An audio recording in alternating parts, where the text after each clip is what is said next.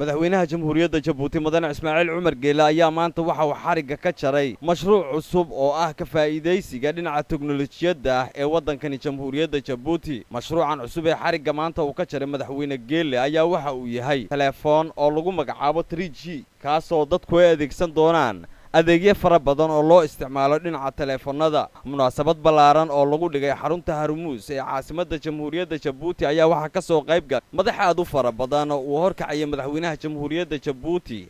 Waxa sidoo kale goobtaas soo buux dhaafiyay qaybaha kala duwan ee shaqaalaha Jabuuti Telecom iyadoo goobtaasina hadallo kala duwan ay ka soo jeediyeen madax uu ka mid ahaa agaasimaha guud ee Jabuuti Telecom Cabdiraxmaan Maxamed Xasan. Waxaana sidoo kale goobtaasi ka hadlay madaxweynaha jamhuuriyadda Jabuuti oo isagu faahfaahin dheeriga ka bixiyay hanaanka mashruucani waxyaabaha uu soo kordhinayo iyo qaybta uu ka qaadanayo dadaalka horumarka ee waddankani jamhuuriyadda Jabuuti. waxa uu bismillaahir rahmaanir rahiim wassalatu wassalamu ala rasuulillaah sallallahu alayhi wa sallam. maantana waa Jabuuti Telecom, maantana waa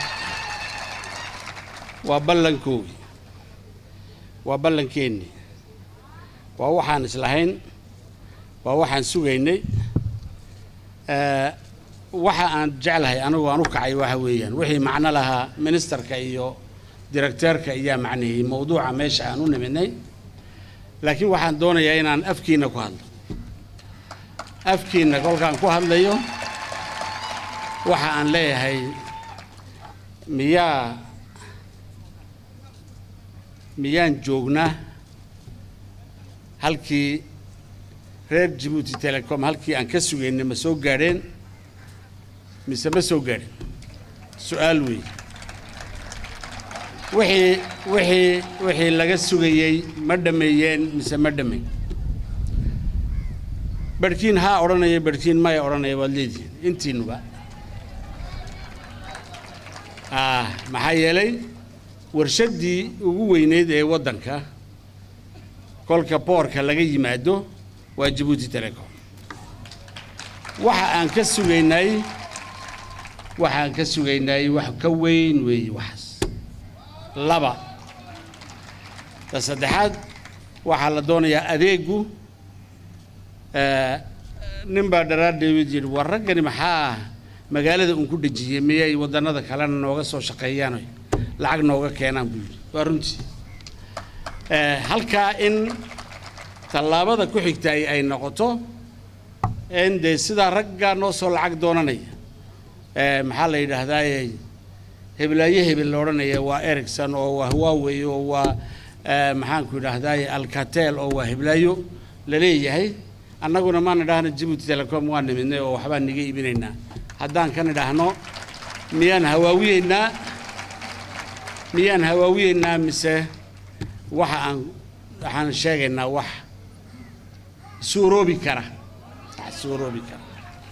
de meesha ilaahayna dhigay kolka aan ka faa'iideysano waxaa noo muuqata inaan kari karno halka cilmigu joogo. oo de Jabuuti Telecom waa waddanka maxay waa society-ga ugu engineer badan baa la yidhi.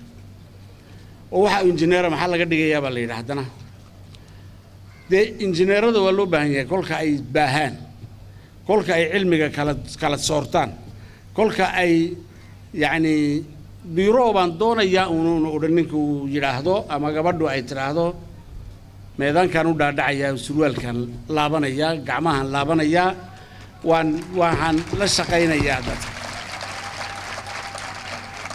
way noo yimaadeen ama Shiina ha noqdaan ama Hindi ha noqdaan ama Faranji ha noqdaan, way yimaadaan injineero midba midka kale ka sii cilmi badan yahay, laakiin injineer baan ahay ma yidhaahdaan oo garbaha ma lulaan way shaqeeyaan. kuweennana waxaan ka rajaynaynaa inay sida iyo si ka badan ay u shaqeeyaan. 10 sano ugu dambeeyay ayaa waddankani jamhuuriyadda Jabuuti waxa uu ku talaabsanayay hanaan horumarineed oo dhinacyo badan leh. waxaana mashruuca maanta ay qodobka uu ka jaray madaxweyne Geele ay qayb ka noqonaysaa hanaankii horumarineed oo hormuudka ka ahaa 10 sano ugu dambeeyay. Mikael Cabdirashiid Bare, telefishinka qaranka Soomaaliyeed Jabuuti